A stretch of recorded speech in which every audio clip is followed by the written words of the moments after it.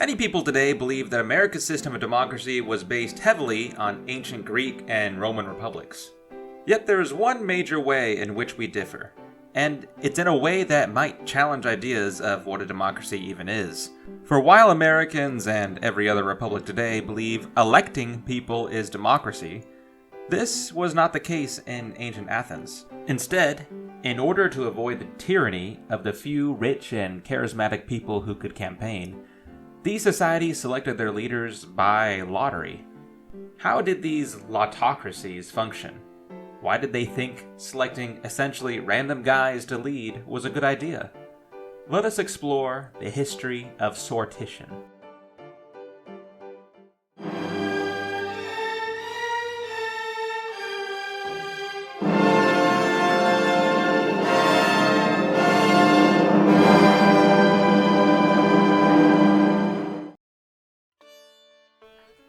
Sortition, as opposed to the more familiar election, is the process of appointing officials using random representative samples.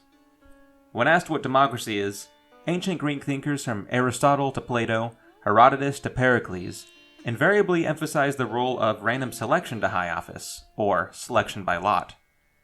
Pictured here is an ancient Athenian device called a kleroterion. It is a stone slab in which several holes are carved in an even grid, each hole large enough for something to be slotted in. This device is what regulated Athenian selections for office.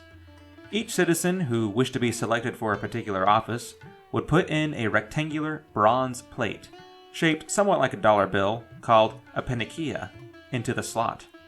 Once all who wished to be considered had placed their panikia in, a religious official would then make a series of dice rolls for each row of panikia in the kleroterion.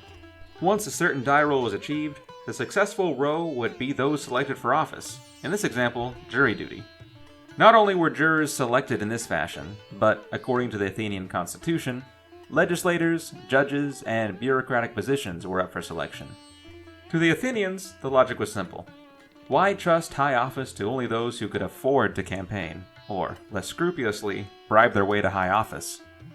Later Roman governments would be troubled by the populist appeals of the charismatic Gracchi brothers, magistrates who were able to hammer through reforms based on their talent in swaying large crowds, but unfortunately spreading conflict along the way. Sortition solved each of these problems, and promised a more representative slice of society.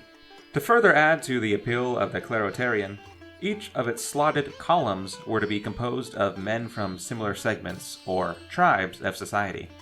That way, when a random row was chosen, there would be a different slice of men representing each of however many pillars of society were being represented.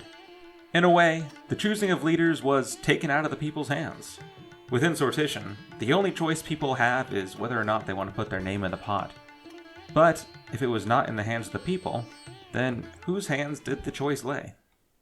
Turning now to the Romans, the Roman Republic also believed in sortition, though their system was somewhat different than the Greeks.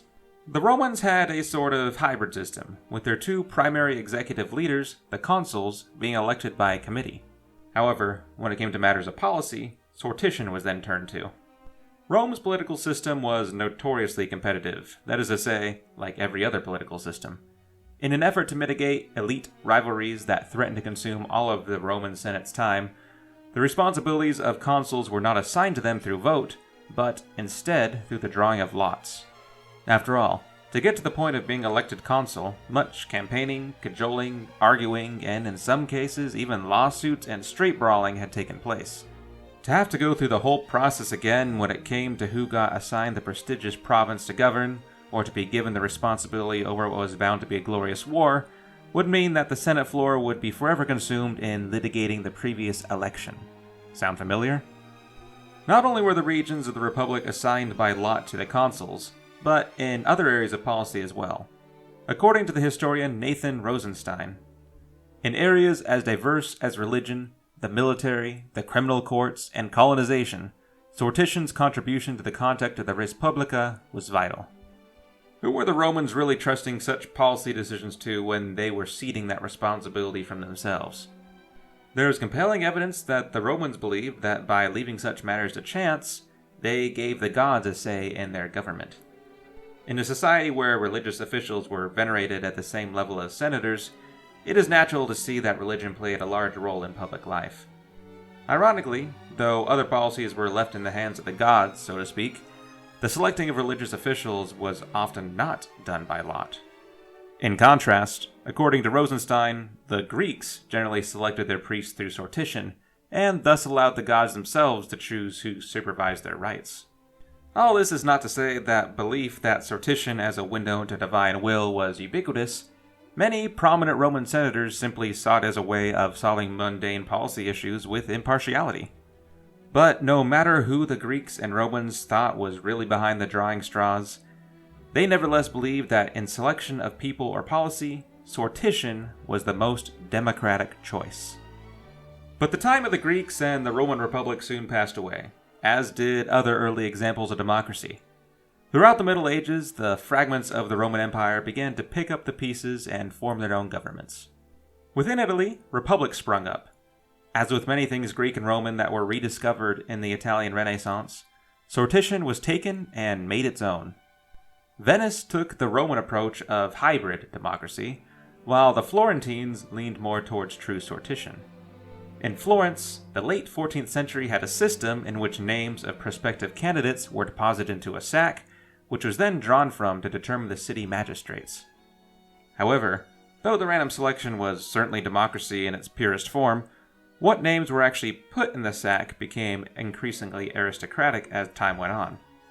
By the end of the 15th century, the only names that were up for sortition were only those who were already part of the ruling elite. Just because democracy is in the name doesn't mean it's representative of all the people being governed. Of all the governments that use sortition, Venice had to be the most complicated. For centuries before Italy was unified in the 1860s, Venice had been an independent country with a rich history of trade and the arts. Presiding over this was a government that could only be described as mixed, for it had components of monarchy, aristocracy, republicanism, and straight democracy. Atop the structure sat the Doge, below him the 480 patricians of the Great Council, and finally the elected members of the Consiglio. Where sortition came in was in the selection of that second tier. Seats on the committees that selected members for the Grand Council were chosen by lot. The closest modern example would probably be if delegates from the United States' Electoral College were chosen by lottery. This turned out to be the perfect balance for the Renaissance Republic, as by using lot to select those who would decide the makeup of the government, Venice was able to eliminate campaigning and intrigue for those positions. As with Rome, sortition reduced rivalry between members of Venice's ruling class, as good and bad positions were not the fault of any loss of debate, but by an unlucky throw of the dice. Instead of spending time jockeying for an electoral position, councillors could be taking up a policy position. Venice was a contemporary to those who would be writing the early modern constitutions of the United States and France in the late 18th century. It has to be wondered why its system of government was not more drawn upon in forming these countries' democratic systems. Athens and Rome did serve to inspire each, so why did these early modern states not adopt sortition instead of election? Theories abound, with many contemporaries such as Edmund Burke suggesting that sortition would not work well in large states, despite others like Rousseau and Montesquieu contending that sortition would lead to more fair forms of democracy. Belgian historian David van Reybrouck contends that the founding fathers of America and France simply preferred to keep themselves in power, whatever the nominal form of government. Indeed, as has been seen, those who already have power and wealth are those best situated to campaign in an electoral system, something a sizable portion of each government's drafters would have had. Sortition would have leveled the playing field, making a farmer in Virginia or a fisherman in Brittany just as likely to be appointed to power as themselves. Perhaps too dark a motive to ascribe to those figures we know so relatively little of, but the point remains that the systems they created better allowed people like themselves to stay in power. Sortition may not exist today in any country's legislature or executive, but there is one place that remains prominent. In countries that follow common law, sortition is often used for the selection of juries, albeit with some adjusting by either side's lawyers. A banker is just as likely as a bartender to be pulled for jury duty, harkening back to the Athenian clerotarians' way of selecting a representative slice of the country, instead of just a clique of professional jurors. All are equal before the rolling ball cage, burlap bag, or studded stone statue. Perhaps this system, which brought stability to many early republics, could be considered again, if only because it would end the endless election ads. Thank you all for watching. I really hope you enjoyed it. This was probably one of my more interesting topics to research. I never thought that lottery could be used for anything besides burning money. What do you think of sortition? Do you think that the risk that a slew of unqualified candidates being selected outweighs the benefit of making the system more representative?